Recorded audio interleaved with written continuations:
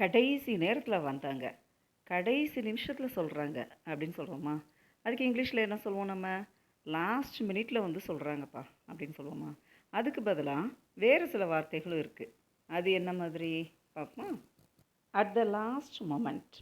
She changed her mind at the last moment. கடைசி நேரத்தில் அவள் மைண்டை சேஞ்ச் பண்ணிக்கிட்டா.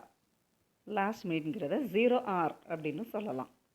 For example, the leader made a good decision when the team was in the 0 hour.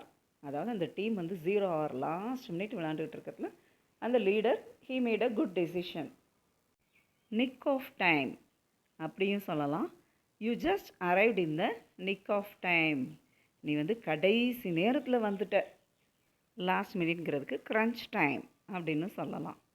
the team had trained well but at crunch time they couldn't perform.